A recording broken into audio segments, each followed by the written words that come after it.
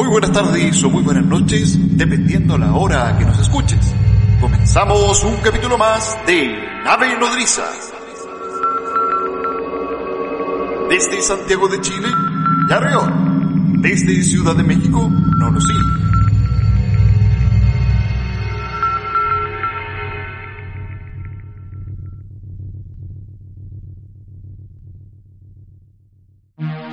Buenas tardes o muy buenas noches, dependiendo a la hora que nos escuchen, comenzamos un capítulo más de Nave Nodriza. Desde tierras mexicanas, Nolosí. Desde Santiago de Chile, Yarriot. ¿Cómo estás, mi querido Nolosí, allá desde tierras mexicanas nuevamente? ¿Qué tal, Yarriot? Nuevamente compartiendo desde acá, desde la lejanía, pero muy atentos a estar juntos a nuestra gente, a toda la gente, a todos nuestros tripulantes que han estado con nosotros durante todos estos programas, acompañándonos, siendo parte de la Nave Nodriza, y muy contento nuevamente de estar en contacto contigo, Yarriot, en este caso, como bien dices, a distancia, pero siempre con el foco puesto en toda la temática ufológica, todo lo que ha sucedido en estas últimas semanas, en estos últimos meses bien movidos que hemos tenido respecto a la información ufológica, con el famoso informe del Pentágono. Y bueno, ya ávidos también de comenzar un nuevo capítulo temático que teníamos ahí un poco retrasados en la pauta, pero hoy vamos a tener un capítulo muy muy interesante, un tema que también nos sugirieron ahí por redes sociales, así que vaya el saludo para toda la gente que nos está escuchando en estos momentos desde todas las latitudes del mundo y listos para arrancar una nueva edición de Nave Nodriza, Yarriot. Exactamente, mi querido Nolosí, comenzando nuevamente este capítulo, mejor dicho, dándole continuidad a esta quinta temporada de Nave Nodriza, la cual estamos con el primer capítulo temático que se viene bastante interesante. Este capítulo nosotros de alguna manera fue pauteado, si se quiere, a través de nuestras redes sociales, en los tantos en vivos que hicimos durante tu estadía acá en Santiago de Chile, y nada, esperemos que les guste a todos y estamos acá a la orden. Recuerden que esta nave la hacemos entre todos. Y para el capítulo de hoy, mi querido Nolosí, tenemos preparado un especial sobre abducciones, polémica área de la ufología que estaremos desarrollando en este capítulo, Yarriot. Dentro del estudio ufológico se le conoce como abducción o encuentro del cuarto tipo al acto en el cual uno o más seres humanoides toman a un ser vivo terrestre contra su voluntad, lo secuestran y lo llevan a algún sitio determinado. Desde los años 1950 los relatos de abducciones suelen incluir la descripción de una sala semejante a un laboratorio en el cual los seres realizan algún tipo de experimento o investigación sobre el individuo secuestrado. Desde la década ya mencionada arrancan las historias de supuestos abducidos. Algunos de los relatos coinciden en que estos raptos se llevaron a cabo después de meses o años de avistamientos de ovnis o de contactos con sus tripulantes. Las abducciones se llevan a cabo en lugares desolados como bosques o con poca presencia de testigos, aunque hay casos en que los abducidos estaban en sus hogares al momento de vivir la experiencia. Una luz cegadora surgida de un objeto envuelve a las personas y las absorbe hasta el interior de la misma. Mujeres y hombres afirman que fueron sometidos a estudios físicos en una especie de laboratorio de avanzada tecnología. Otros afirman que fueron transportados a los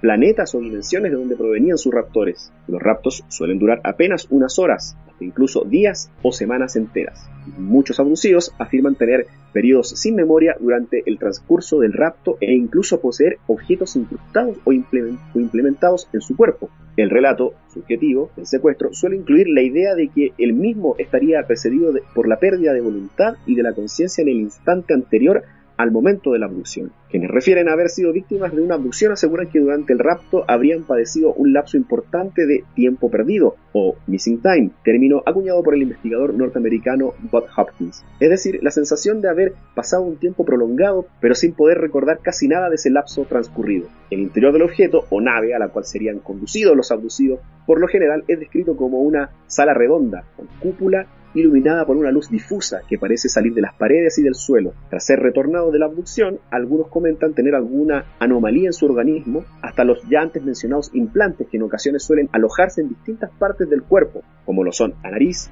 brazos, etc. Pequeños implementos en cuyas ocasiones se desconoce el material del que estarían hechos. Algunos puntos en común de los abducidos son pesadillas reiterativas, cicatrices o marcas en el cuerpo de origen desconocido, parestesia, fobias repentinas a objetos, olores o ruidos. Desde hace ya muchas décadas han sido bastantes los ciudadanos que aseguran haber sido abducidos por alienígenas. Psicólogos y neurocientíficos analizan cada caso en busca de un factor común que explique la forma en que su cerebro ha podido llevarles a pasar por estas experiencias. Se baraja la posibilidad de que se trate de personas con gran sensibilidad en el lóbulo temporal, de modo que esta zona cerebral sería más susceptible a los efectos de las frecuencias magnéticas de bajo nivel, responsables de la generación de alucinaciones que podrían ser confundidas con una abducción alienígena. Bastante interesante el relato de Yarriot. Esta última parte me recuerda mucho, incluso haciendo la investigación, dicho sea de paso, a los casos que han sido muy famosos en Latinoamérica o que han sido muy bullados, como el caso de Juan Maldonado o el caso de Juan Oscar Pérez también. Exacto. Esta última parte me recuerda mucho a ese tipo de análisis al que fueron sometidos los protagonistas de estos encuentros de abducción, como se conoce, a este cuarto tipo de encuentro, un cuarto tipo de encuentro que digamos que sale de la fase original que fue creada por Joseph Allen Hynek. Recordemos que Joseph Allen Hynek es el creador de los primeros 3 tipos de encuentro que tienen que ver con la visualización del objeto, con las marcas que estos podrían dejar, pero nunca él se adentró, digamos, aventuró a lo que implicaría un rapto como tal, un rapto de una persona acá en la Tierra llevada a otro lugar desconocido, como hablaba el relato. Y justamente este paso que se narra al final, o que estamos narrando al final de esta primera parte, me recuerda mucho a lo del caso de Juan Pérez, sobre todo por los análisis que fue sometido por el doctor Néstor Berlanda. No podemos dejar de lado, Yarriot, que el tema de los abusivos resulta muy polémico por la falta de pruebas y por el componente psíquico o el componente de memoria. Hay también una suerte de falsa memoria que se comenta también en estos casos, que puede inducir de alguna manera al protagonista de este tipo de encuentros a crear un relato, que sea un relato muy elaborado, pero un relato que finalmente no ocurrió. Es bien polémico, pero últimamente yo he escuchado a muchos ufólogos, investigadores que se han centrado o se han volcado a investigar este tipo de casos más que investigar la presencia de objetos voladores no identificados, o los UAPs como se conocen hoy en día. Es decir, se centran más en reconocer o en buscar relatos con encuentros con humanoides o incluso abducciones, lo que significa un estudio como mucho más profundo en el campo, sobre todo de la psiquiatría y psicología. No sé a ti qué te parece, al menos esta parte que resulta bastante polémica para muchos investigadores. O sea, para iniciar el capítulo de Nave Nodriza, sí, efectivamente, el tema de las abducciones siempre ha tenido este cariz polémico en el sentido de se basa mucho en la fe del testigo, o mejor dicho, del quien presencia y vive esa experiencia, por así llamarlo. Es una experiencia totalmente, digamos, subjetiva, desde el punto de vista que nos centramos de alguna forma, en la vivencia que el protagonista nos va a comentar y nos va a decir. De alguna u otra manera, yo no sé si te pasa a ti, no lo sé, que después del caso de Juan Pérez, con este caso de este gaucho, ¿cierto?, que a través de que magistralmente el doctor Berlanda analiza, yo creo que ese es uno de los casos mejor registrados, porque no solamente por el hecho de la experiencia per se, sino que se ha hecho una suerte como de seguimiento. Cambia después de al menos mi percepción en cuanto al tema de las abducciones cambia un poco después de saber de este relato, más que nada por la evolución que se tiene. O sea, sí, es polémico porque obviamente se basa en la subjetividad o en la experiencia padecida, en este caso del abducido, versus tal vez el análisis que puede ir detrás de esto. Me explico. En el caso, por ejemplo, de Juan Pérez, existe una serie de fenómenos que van a ir acompañando y que van a ir, digamos, existiendo en la vida de la persona que fue abducida, y en ese sentido se pone, digamos, se llena con una arista bastante interesante que tiene que ver que no es solamente la abducción o el padecimiento de esta, sino cuáles son las consecuencias que conlleva, digamos, esta abducción. Porque por una parte tenemos obviamente la visión como más romántica, que la ufología más clásica o más científica o más de caso, más de si se quiere la ufología más norteamericana, nos ha enseñado y nos ha entregado, y que tiene que ver con el caso del abducido, la persona que de alguna forma es raptada, sometida a experimento. Pero también tenemos este otro punto de vista en donde toma un cariz hasta medio espiritual, por así llamarlo, que de alguna manera se va amalgamando a una nueva visión y una nueva comprensión de este fenómeno de los abducidos, por así decirlo. Completamente, Yarriot. Aquí, sobre todo, cuando los casos cobran una notoriedad que sobrepasa tal vez la ciencia ficción, por decirlo de alguna manera, o lo inverosímil de los relatos, es cuando tenemos casos como por ejemplo el de Juan Maldonado, en donde donde después de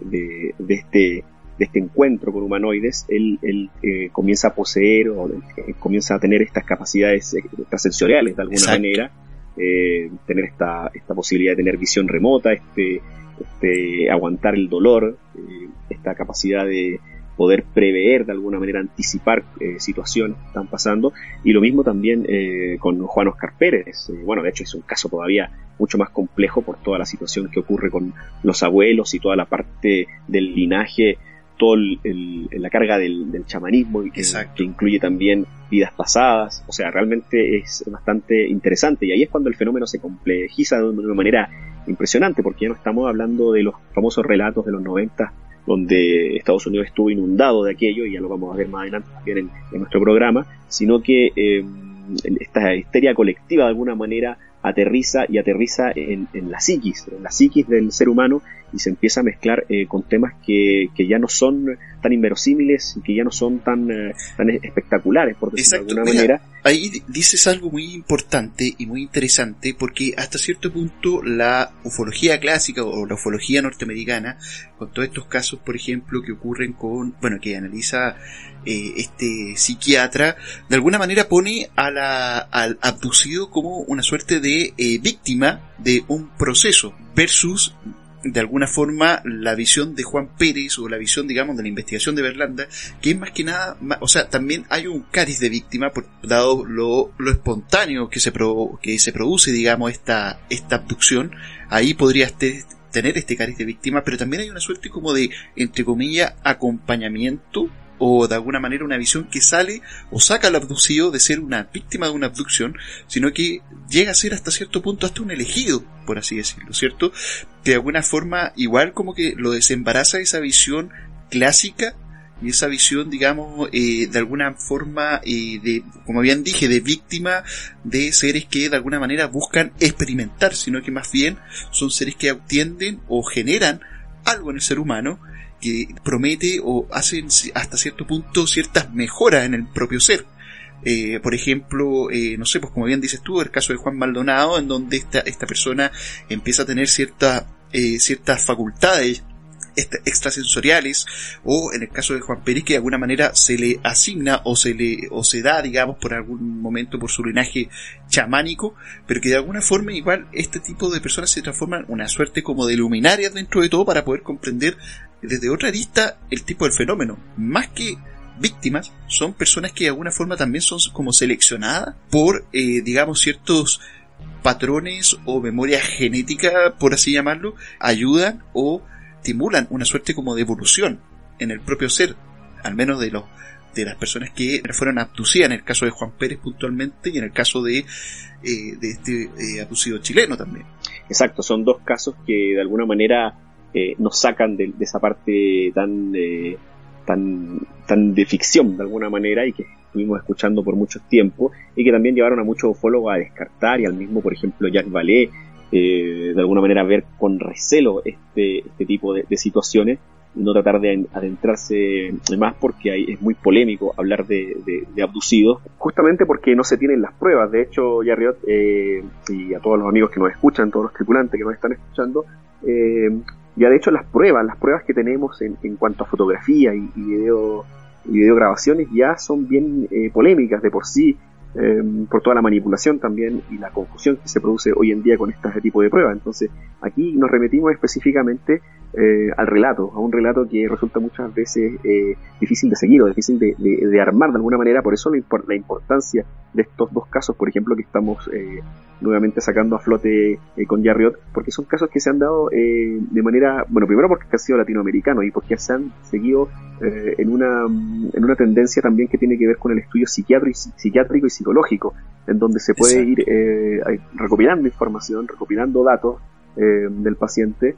del testigo, más bien dicho en este caso, en donde podemos encontrar muchas situaciones que incluso escapan a la temática ufológica, y es ahí donde está la problemática, cómo se pueden unir estas temáticas, por ejemplo, con el caso, estábamos hablando de Juan Oscar Pérez, la temática del chamanismo, la temática que tiene que ver también con experiencias cercanas a la muerte. Entonces creo que todo eso son avances y que nos pueden dar un poquito más de luces también para entender un poco más que las abducciones como tal son procesos mucho más complejos que lo que conocíamos en los 90 tal vez, también llevado mucho por todo lo que fue la saga de Expediente Secreto X, por ejemplo, en donde hubo este boom de cada 10 norteamericanos, prácticamente 8 habían sido abducidos. Y también veremos más adelante lo que implicó también el libro Comunión para de alguna manera penetrar las conciencias de los ciudadanos y empezar a relatar sobre todo el arquetipo del gris como el presunto raptor o el presunto visitante que llevaba a la gente desde muchas veces incluso desde sus propias casas. Exactamente, mi querido Nolosí. Bueno, dando continuidad, digamos, al relato, podemos dar 3 ejemplos de casos de abducciones que son los más clásicos, o más que clásicos son los que de alguna manera pusieron en la palestra el concepto de abducción, por así llamarlo. Primero que todo nos vamos a centrar en el caso del año 1957 de Antonio Vilas Boas. Este agricultor brasileño habría sido secuestrado durante 4 horas por los integrantes de una nave que flotaba sobre el campo que trabajaba todos los días. Según su testimonio, después de ser recostado en una cama y cubierto con una especie de gel, fue obligado a tener relaciones sexuales con un extraño ser. Cuando regresó a su hogar y lo sometieron a exámenes médicos, se percataron que su cuerpo tenía altos niveles de radiación. Por otra parte, también está el caso de Travis Walton, del año 1975. En un bosque de Arizona, Walton fue raptado por una nave ante la presencia de sus compañeros de trabajo, quienes fueron interrogados como principales sospechosos de la desaparición del leñador. 5 días después, Walton fue hallado en una carretera abandonada con signos de maltrato físico y daño mental. Afirmó haber sido objeto de estudios de seres extraterrestres que habían vestidos de color naranja. Su caso se llevó a la pantalla grande con el título de Fuego en el Cielo, una de las cintas más impactantes sobre casos de abducción extraterrestre. El primer caso registrado, o el más famoso por así decirlo, fue el de Betty Barney Hill. Este fue un matrimonio estadounidense que alcanzó la fama luego de afirmar que habría sido secuestrado por supuestos seres alienígenas entre el 19 y el 20 de septiembre de 1961. Los Hill estaban conduciendo de regreso a la localidad de Portsmouth de unas vacaciones en el interior del estado de Nueva York, cuando de pronto observaron un punto brillante de luz en el cielo. Inicialmente pensaron que estaban observando una estrella fugaz, solo que luego se dieron cuenta de que caía hacia arriba, antes de detenerse cerca del entonces luna creciente. Barney siguió conduciendo por la ruta 3. Betty pensó que estaba observando un satélite artificial y le pidió a Barney que detuviese el auto para mirarlo más de cerca. Barney observó con sus binoculares con mayor claridad el objeto. Aterrorizados decidieron nuevamente emprender su viaje. Los Hill informaron que habían continuado conduciendo sobre la aislada y casi abandonada carretera, desplazándose a poca velocidad para poder observar el objeto a medida que éste se les acercaba cada vez más. Por un momento parecía el patrón de vuelo de una pelota en un juego de paleta, rápidamente aproximándose al vehículo de los Hill y después retrocediendo. Aproximadamente 1,5 kilómetros al sur de la pequeña localidad de Indian Head, la gigantesca nave discoidal rápidamente descendió hacia el vehículo de los Hill, causando que Barney se detuviese directamente en medio de la calzada. Después de abrir la puerta del auto para observar el objeto más de cerca, puso su pistola en un bolsillo y tomó sus binoculares nuevamente. La nave descendió unos 25 a 30 metros sobre el coche y llenaba todo el campo de visión del parabrisas, a través del cual Betty lo estaba observando también. Barney se apartó del vehículo y se acercó al objeto, el cual oscilaba como un péndulo desde el lado izquierdo del automóvil hacia el área derecha sobre el campo adyacente. Usando los binoculares, Barney afirmó haber visto entre 8 y 11 figuras con posterioridad. La pareja fue sometida a regresión hipnótica, donde aparecieron más detalles de su supuesta abducción. Estos son los casos más emblemáticos dentro de la ufología y casos que de alguna manera igual hemos estudiado en otros programas de Nave Nodriza. De hecho, el caso más importante, o mejor dicho, el más popular, fue este caso de Betty Barney Hill, que fue en el año 61. Acá no es menor tampoco hablar de Antonio Vilas Boas, porque este caso fue anterior a lo ocurrido con el matrimonio Hill. El matrimonio Hill de alguna manera abre el espectro de las abducciones a un público más masivo, dado que fue un boom en ese momento, fue seguido por la prensa, dado la espectacularidad, digamos, del suceso. O sea, estamos hablando ahí del año 61, el relato es un clásico de la ciencia ficción, por así llamarlo, y por otra parte tenemos un caso que hasta cierto punto tiene una connotación policíaca al comienzo, que fue el caso de Travis Walton en el año 1975, y hago hincapié en esto dado que esta persona había desaparecido. La culpa se la habían arrojado, digamos, a los compañeros que en ese momento iban con él, porque de hecho venían de vueltas del trabajo, iban en una camioneta cuando ocurre este suceso. O sea, por suerte, digamos, encuentran después a Travis, ¿cierto?, en unas paupérrimas condiciones, y son los casos más bullados y de alguna forma tienen, digamos, cierta fama, por así decirlo. El de Villas-Boas, es un caso, digamos, popular, dado el tema de lo que tiene que ver con el trabajo, por así llamarlo, sexual que de alguna forma fue sometido, en el caso de Walton, por la violencia a lo cual la persona, digamos, padeció. Y por otra parte tenemos el caso de Betty Barney Hill, que ahí aparece el concepto de pérdida del tiempo, missing time, tiempo perdido, en donde de alguna manera este matrimonio tenían calculado llegar a cierta hora y llegan con un retraso bastante importante. O sea, son 3 casos muy emblemáticos y muy ejemplares al momento de hablar de este fenómeno de lo que es la abducción. Exacto, son casos que de hecho nosotros habíamos tocado, tal vez con un poquito más de profundidad, cuando hablamos en nuestros primeros capítulos de los grises. No sé si recuerdas que ahí exacto, sí, abordamos también efectivamente estos 3 casos. Los 3 casos particularmente tienen sus matices, y según el prisma con el que se observe y las investigaciones las que fueron consideradas posteriormente, se pudieron deducir bastantes situaciones de forma, a grosso modo, digamos que lo que ocurrió, por ejemplo, con Villas-Boas últimamente, han habido algunos reportes que han hablado de en los años 60 justamente algún tipo de operación hecha por la CIA en países latinoamericanos. Hablamos de Argentina, hablamos de Brasil, hablamos de Bolivia también, en donde de alguna manera se trataba también con artefactos terrestres, como eran helicópteros en esos casos, tratar de alguna manera hacerse pasar, es un poco extraña esta situación, pero es hacerse pasar como ovnis, o aprovechar el tema ufológico para probar cuestiones psicotrópicas con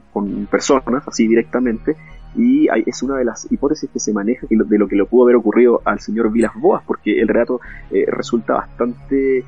rocambolesco, por decirlo de alguna manera, cuando habla Villas-Boas justamente de que habría sido sometido a encuentros sexuales con estos seres. Por otro lado está lo de Travis Walton, que es uno de los casos que más se mantiene durante el tiempo, de los 3 al menos, en lo que yo considero, Yarriot, que incluso se ha tratado de un poco de tergiversar con la misma película que muestra un Travis Walton prácticamente siendo abusado prácticamente, torturado, de manera psicológica y física, exacto, por estos seres. Y resulta que, aunque la película resulta bastante llamativa por esos aspectos, a posterior se conoció que por palabras justamente de Travis Walton, que no había sido tal. O sea, el lenguaje cinematográfico se había exagerado de de alguna manera para llevarlo a la pantalla grande, y hay algunos... de alguna forma se tiene que vender esa película. Exactamente, hay algunos documentales que están disponibles actualmente, y incluso se habla que viene uno nuevo, que hablan del caso de Travis Walton, que los pueden ustedes encontrar en Amazon, en donde están un poquito más aterrizadas esas ideas. Y a pesar de que en la última semana, según información que hemos recopilado también a través del investigador José Antonio Caravaca, también se habría algunos testigos de aquel caso estarían de alguna manera poniendo en duda en tela de juicio la supuesta abducción de Travis Walton, lo que no da tantas pruebas así como tal. Habla de que Travis estuvo escondido prácticamente y habría inventado toda esta historia, pero sin embargo cuando pasan estas cosas, cuando aparecen testigos tantos años después a refutar estas afirmaciones hechas por por estos presuntos secuestrados, resulta, por lo menos, por lo bajo, resulta bastante extraño, ¿no? Para desacreditar un relato de esta manera. Y la gente que lo conoce, que ha podido hablar con él, habla de que es una persona que moralmente, digamos, que se mantiene bastante con una moral bastante recta para haber inventado una situación de este tipo. Entonces no han encontrado, porque a la larga los detalles salen. Ya tú comprenderás que finalmente, si uno, por más que invente una historia, sostenerla en el tiempo, yo creo que es bastante difícil, porque de alguna manera o por algún lado saldrá algo que refute o salga la verdad a flote. Así que creo que de los tres casos, para mí es uno de los que más se mantiene, y digo de los tres casos porque incluso el de Betty Barney Hill, como también lo analizamos en algún momento ya, también se habla de que, a pesar de que ellos, claro, se sometieron a estudios que tenían que ver con la psiquis humana, había también mucho de información previa, que tenía, por ejemplo, Betty, sobre algunos mapas interestelares que habían dado. ¿Te acuerdas que se hablaba de Dracón, de Zeta Reticuli? ¿Te acuerdas todo esto? Entonces creo que en ese sentido los casos no se sostienen, ese caso en específico no se sostiene, aunque también es interesante saber que fue el primer caso, digamos, y por eso lo sacamos a flote acá en el programa. Exacto. Hay dos cosas que me gustaría comentar. Una, efectivamente, en cuanto a este relato que tú me estabas comentando de Antonio Villas-Boas, en donde, bueno, este tipo de experimento hace mucho tiempo también aparece en Centroamérica, cierto tipo de experimento, pero con otro tipo de enfermedades, donde los norteamericanos puntualmente inocularon enfermedades a poblaciones completas, ¿cierto? Y esto en un afán de investigación, por ende no me sería tan ajeno esa situación, dado que los vecinos del norte son bastante, bueno, se puede esperar muchas cosas de ellos, para ser franco. Hay un tema también que tiene que ver el factor situacional de estos casos, que también es interesante mencionar. Estos tres casos ocurren en lugares apartados, en sitios que están fuera de la civilización, por así llamarlo, aunque están civilizados, obviamente, pero me refiero a que están fuera de la ciudad. Con el tema de la investigación del investigador, o psiquiatra, mejor dicho,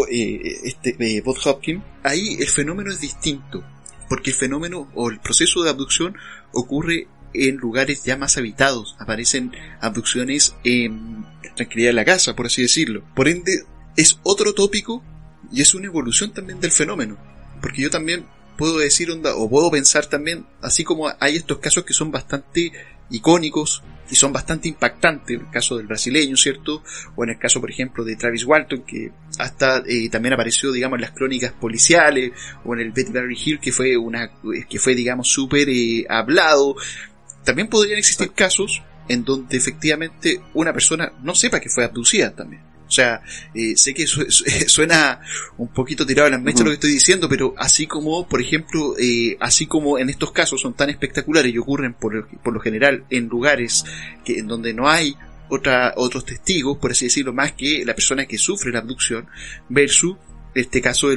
cuando ya aparece, digamos, toda esta investigación de Bob Hopkins, en donde ya las abducciones pueden ocurrir, digamos, en lugares como departamentos, en plena ciudad, ¿cierto? Dormidos, donde aparecen, digamos, estos parálisis y las personas son abducidas, versus también pueden existir componentes que a lo mejor no estamos, digamos, viendo también. Exacto, y también, de hecho, ahí surge también todo este concepto de las visitas de dormitorio, este concepto que acuña John Keel también para justamente hablar de lo que se propicia con las abducciones que tienen que ver, o los encuentros que tienen que ver en las mismas habitaciones u hogares de las personas. Entonces, claro, de alguna manera como que el testigo, el involucrado no sabe, como bien dices tú, o no entiende, o no se da cuenta que está siendo abducido, y va a ir justamente un poco en la temática de lo que vamos a estar hablando a continuación, Yarriot, si me permites, es hablar justamente de las posibles explicaciones que tendrían las abducciones que serían sometidos estos ciudadanos de todo el mundo. Una de las probables cuestiones que se hablan que podría ser parte de este tipo de situaciones es la famosa parálisis o el trastorno del sueño, que ocurre con una mayor prevalencia en los ciudadanos de todo el mundo. Se estima que casi la mitad de las personas que lo han experimentado en algún momento de la vida como un episodio aislado o una forma muy esporádica, según manifiesta el doctor Alejandro Guillén Riquelme de la Cátedra del Sueño. En aquellos casos en los que se produce de forma aislada o muy infrecuentemente, se considera una condición benigna, pero provoca situaciones de ansiedad, estrés, en algunos casos sensación de asfixia y junto a ensoñaciones. Hay quien los ha vinculado incluso a las explicaciones de experiencias fuera del sueño o las abducciones justamente extraterrestres. La parálisis del sueño, por ejemplo, Yarriot, es el trastorno que se caracteriza por episodios donde la persona que lo sufre despierta normalmente de forma brusca, teniendo conciencia de estar despierta pero siendo incapaz de moverse de forma voluntaria. Se suele producir principalmente cuando la persona despierta por la mañana y entonces es consciente de que no puede moverse. No obstante, también es probable que ocurra al acostarse o en alguno de los despertares que se producen a lo largo de la noche. Obviamente, este hecho suele provocar una gran angustia en las personas que lo sufren. Sin embargo, los episodios rara vez superan los 10 minutos en personas que no tengan otros trastornos médicos o psicológicos y se recupera la movilidad espontáneamente antes de ese tiempo. También tenemos lo que son las formas de estudio de las abducciones, Yarriot, como lo son la hipnosis, la cual es definida según la American Psychological Association, APA, es un incremento de la capacidad para responder a las sugestiones, aumentando la focalización de la atención y reduciendo la percepción de información periférica. Por otro lado, también tenemos las regresiones en el ámbito del psicoanálisis pueden abordarse desde dos perspectivas diferentes, desde el comportamiento y desde su uso como terapia. Según el propio fundador del psicoanálisis, Sigmund Freud, la regresión es un mecanismo de defensa que consiste en el retroceso del yo a un estado anterior del desarrollo. Con esto se consigue afrontar sucesos de pensamientos o impulsos que resultan inaceptables para el sujeto, mi querido Yarriot. En este caso, estamos refiriendo sobre todo en la parte más médica del estudio y en la parte que tiene que ver sobre todo con el análisis más tradicional sobre la psiquis humana, para encontrar, por ejemplo, situaciones que podrían llevar al sujeto a confundirse, es decir, la parálisis o trastorno de parálisis del sueño es una situación que muchas personas alrededor del mundo la sufren. Esta sensación de que muchas hemos pasado alguna vez, tal vez muchos de los que nos están escuchando en este momento la han sufrido, que es esta sensación de estar despierto, querer despertar, pero no poder. Hay como un punto medio del sueño, y se habla justamente en el área médica que muchas de estas percepciones en el ámbito de la ensoñación y la vigilia, en donde se está despierto pero no se puede mover el cuerpo, muchas veces se habla, al menos desde el ámbito médico, insisto, que podrían ocasionar algunos tipos de alucinaciones o directamente algunos complejos de compensación del pensamiento, donde podrían aparecer situaciones como lo que implica todo lo que es esto de este polémico ámbito que implica las abducciones. También me llama la atención la diferencia que hay entre la regresión y la hipnosis y el planteamiento que hace Sigmund Freud. Bueno, yo creo que en ese aspecto, Yarriot, tal vez tú tengas una opinión un poquito más acabada al respecto por tu área de estudio. Exactamente, pero a ver, cuando hablamos nosotros de regresión, ojo que estamos hablando ahí desde el punto de vista de los mecanismos de defensa, más que la regresión como herramienta, ¿cierto?, para poder investigar. Dado que la regresión, ¿cierto?, sería herramienta de investigación, estaría más en el lado de la hipnosis, ¿cierto?, que de alguna manera se induce al paciente a revivir sucesos y hechos del pasado, por así decirlo. De hecho, sin ir más lejos, Freud ocupó en algún momento el tema de la hipnosis, pero luego abandona la hipnosis para ya dedicarse 100% a su teoría psicoanalítica. Y en cuanto a lo mismo, podríamos también agregar que como mecanismo de defensa, ¿cierto?, estos hechos traumáticos que implican las abducciones, de alguna manera, como bien decías tú, Nolosí, tiende a proteger al individuo o la psiquis del individuo a afrontar ese suceso que de alguna manera es un hecho traumático.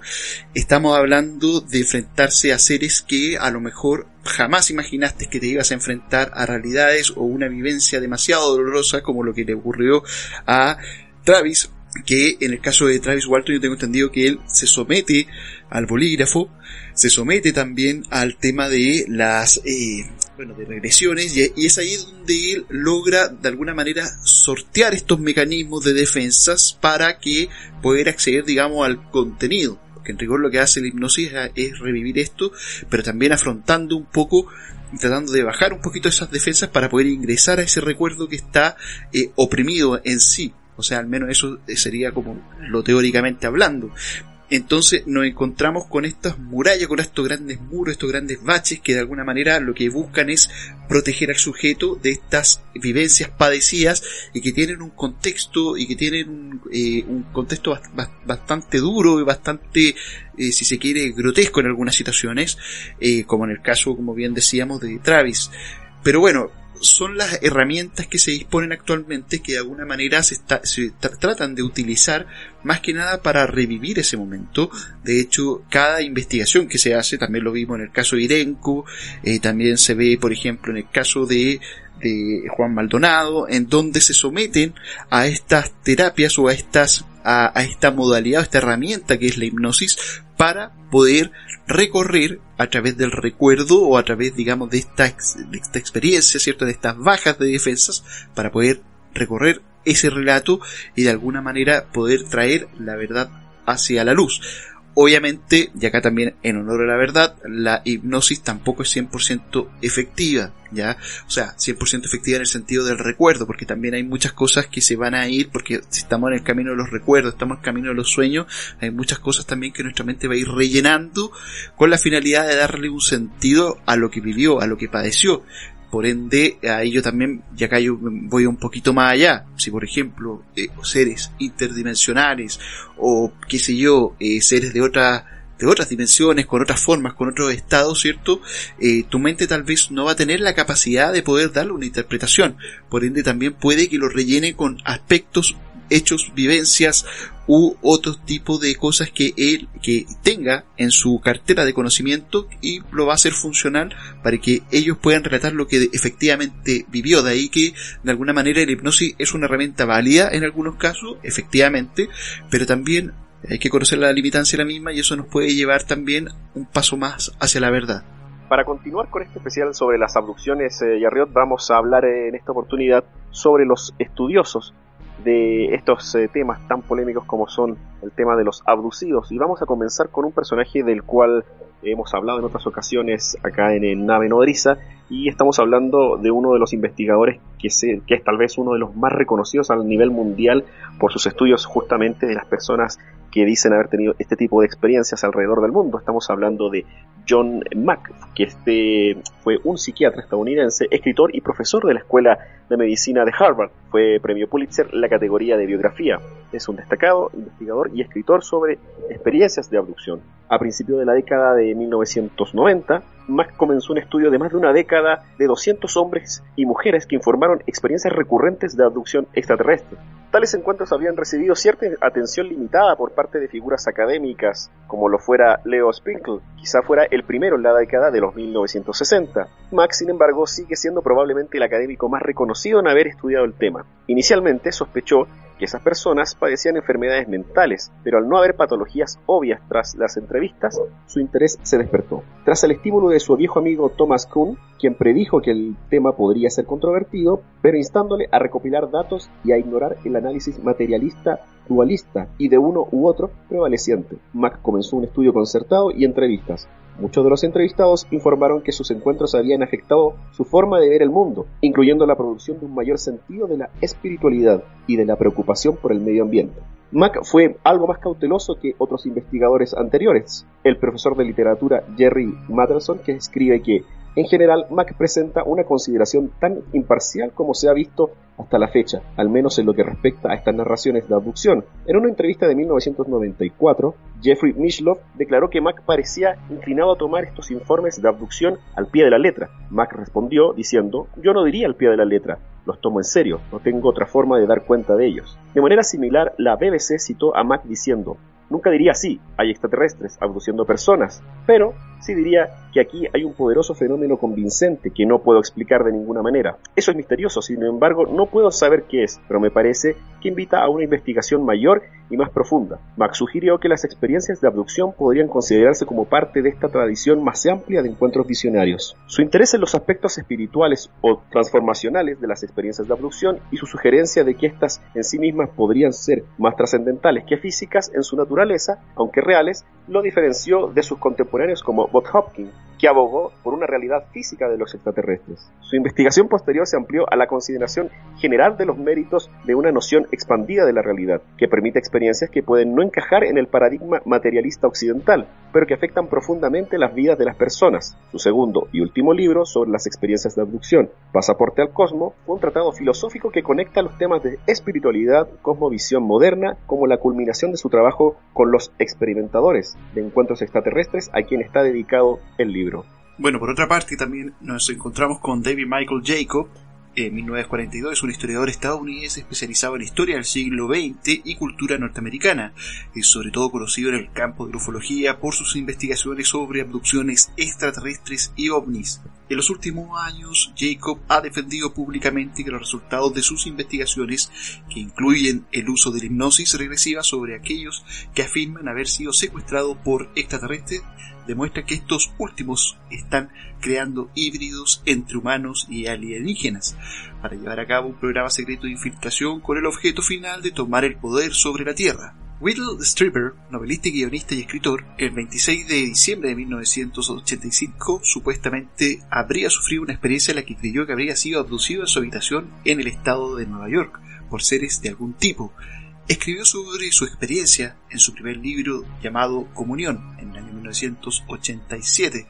Por lo general se interpreta que el libro es un testimonio sobre las abducciones alienígenas, aunque el propio Strieber no ha querido extraer conclusiones sobre la naturaleza de su experiencia. Se refiere a estos seres como los visitantes, un nombre neutral que deja abierta la posibilidad de que no se trate de un contacto extraterrestre, sino que de otra cosa. Repetidamente ha expresado su frustración hacia lo que considera frases y afirmaciones incorrectas que se le han atribuido. Strieber ha escrito desde entonces otros 3 libros autobiográficos sobre sus experiencias con los visitantes: Transformación, de 1988, Breaker Talk, de 1995 y The Secret School, de 1996. Entre otros libros sobre los alienígenas de Strieber se incluye Majestic, de 1989,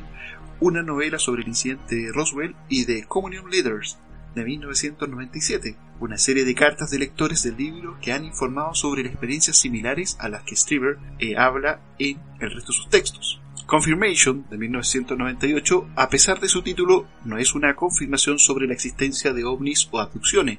sino un análisis sobre los testimonios y evidencias disponibles. The Grace, del 2006, es una novela que presenta las impresiones de Strieber sobre un posible contacto alienígena a través de una narración ficticia. Strieber escribió el guión de la película de 1989 Comunión, dirigida por Philip Mora y protagonizada por Christopher Walken, como el propio Strieber. La película muestra una trama basada en Comunión y su secuela, Transformation, presentan otros temas que no están presentes en los libros. Bastante interesante, Yarriot, aquí analizar las posturas y las investigaciones de cada uno de estos escritores, investigadores, novelistas también, como sería el último caso de Strieber, como bien mencionas. Recuerdas que nosotros en nuestra etapa de análisis de películas estuvimos justamente viendo este film, donde sale de alguna manera el arquetipo, como yo lo mencionaba hace un momento, al inicio del programa, el arquetipo del gris como tal, ¿no? Y esta película Comunión, el libro originalmente, luego llevado a la pantalla grande, logra bastante penetración en la cultura norteamericana, sobre todo. Nosotros analizamos la película, la verdad en ese momento no nos pareció, al menos de manera técnica, hecha de muy buena forma, tal vez no como otras, pero sin embargo se le concede, digamos, esta importancia a Strieber en cuanto a la penetración de la imagen del gris clásico, por decirlo de alguna manera. Y luego, como pudiste tú narrar en estas líneas, Yarriot, de alguna manera también este hombre siguió sacando de alguna manera provecho también de este éxito que había obtenido justamente con Comunión, y siguió escribiendo novelas y libros que tenían que ver justamente con el tema extraterrestre, sobre todo llevado al tema de la abducción. En paralelo con Bob Hopkins, que también estuvimos comentándolo en esta última parte del capítulo, ambos tienen como esa visión un poco como, ¿cómo decirlo? Como, no sé si agresiva sea la palabra, pero sí que tiene que ver con el concepto completamente extraterrestre, ¿no? O sea, exacto, son humanoides que vienen desde planetas lejanos y vienen de alguna manera a experimentar con nosotros. De hecho, como bien mencionabas tú, Bob Hopkins está inclinado absolutamente por esa área. a diferencia de lo que hace John Mack, que bueno, por ser un profesor, un estudioso psiquiatra reconocido de Harvard y que lamentablemente murió muy joven en condiciones bastante trágicas en un accidente automovilístico. Estamos hablando ahí, yo creo que de estos tres, al menos de estos tres personajes que sacamos a relucir en esta parte del capítulo, Yarriot, un personaje que es importantísimo, tal vez el más importante en cuanto a la recopilación de datos, porque él, como bien mencionaba yo en esa parte del relato, tiene o tuvo a su haber una gran cantidad de estudios que tenían que ver justamente con analizar los involucrados en este tipo de raptos. De hecho, yo siempre que en algún foro me encuentro con alguna persona que nos pregunta o que nos pregunta directamente a nosotros acá al programa qué película ufológica ver, aparte de obviamente de Encuentro cercano al tercer tipo, siempre les recomiendo Los Visitantes, que es una película que justamente está, bueno, la pueden encontrar en YouTube, por cierto, pero que justamente está un poco dedicada a la vida un poco de John Mack, y también incluso aparece la figura de Bob Hopkins, en donde se trata el tema, claro, de los visitantes sobre todo de dormitorio, visitantes que en algún momento narra la película, aparecen en la habitación y en la casa de una familia. Bueno, no quiero spoilearlo, por decirlo de alguna manera, pero sí adelantarles que es una forma de una visión que tiene al menos este film de enfocar sobre todo en la importancia de John Mack al momento de analizar los casos. No es una película que narre un caso así, digamos que un caso testimonial verdadero, pero sí está basado mucho en los estudios de John Mack, y justamente muestra un John Mack primero muy,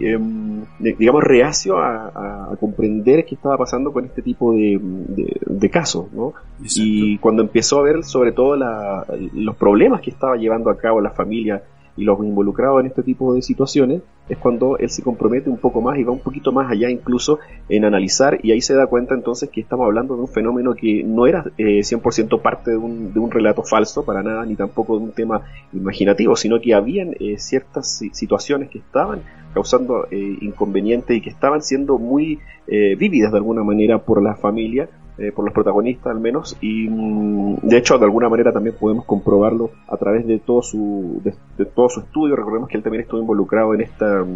el estudio de los niños, ¿te acuerdas? De esta escuela en África, ¿recuerdas? Exacto. Que también estuvieron involucrados en una observación en plena escuela a la hora del recreo,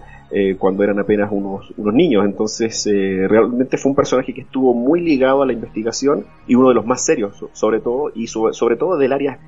psiquiátrica, ¿no? Por eso es tan importante sacar a relucir este nombre, y también, como lo hicimos al principio del programa, sacar a relucir el nombre del doctor Néstor Berlanda, que tratan de ahondar desde su perspectiva de profesionales de la psiquiatría. Exactamente, desde su área y desde su disciplina, ¿cierto? Le dan un cariz de profundidad, le dan otro tipo de arista que sin duda alguna, como bien siempre hemos dicho, ayuda a enriquecer la investigación de este fenómeno. Mi querido Nolosí, ya estamos finalizando el programa. Agradecer más que nada por estos hermosos 3 años, ¿cierto? En donde hemos realizado este proyecto, hemos llevado a cabo este proyecto con mi querido Nolosí. Agradecer, digamos, todos el apoyo, agradecerles también todas las demostraciones de cariño que hace poco estuvimos viendo ahora en nuestro Facebook y nuestro Instagram, en donde muchas personas nos felicitaban por estos 3 años que llevamos haciendo el programa. Partimos hace 3 años, en donde esto parte como una idea, parte, digamos, de una forma, de alguna manera, de saciar también esta pasión que es la ufología, y se ha convertido, digamos, en esta nave que hoy en día nos conocen, digamos, en distintas latitudes, distintas partes del mundo. Así que agradecido. Recuerden seguirnos en nuestras redes sociales, a través de YouTube, a través de Instagram, a través de Twitter. Recuerden que se pueden suscribir a nuestro iVoox para que puedan colaborar también aportando ahí una pequeña donación directamente hacia nosotros, o a través de nuestro Patreon. Así que están todos invitados para seguir, digamos, en esta nave, y muchas gracias por estos 3 maravillosos años, y nos estamos viendo en un nuevo programa. Exactamente, Yarriel, me uno a tus palabras justamente para agradecerles a toda la gente que nos está escuchando en este momento y que nos ha acompañado, ya sea desde el inicio o durante estos 3 años que han sido realmente años muy intensos, de muchas vivencias juntos que nos han ayudado mucho a crecer, a estar preparándonos cada vez más, a tratar de tener también nuevas instancias como lo hemos estado haciendo con Ufológicamente Hablando, con los programas en vivo, con este formato también de entrevistas que, por cierto, continuarán porque han sido muy bien recibidos por todos ustedes, y la verdad es que no nos resta más que agradecerles y esperar que sigan sumándose a la nave nodriza, que nos sigan mostrando ese apoyo en las diferentes redes sociales. Recuerden que nos pueden encontrar en diversas plataformas de podcast, aunque por supuesto en iVoox ahí es nuestra plataforma madre, en donde también, como bien dices tú, Jerry, nos pueden estar apoyando también para continuar adelante en este programa que esperamos que siga creciendo aún más. Así que los esperamos en una siguiente oportunidad aquí en Nave Nodriza, en donde no se afirma ni se niega, se investiga. Hasta la próxima.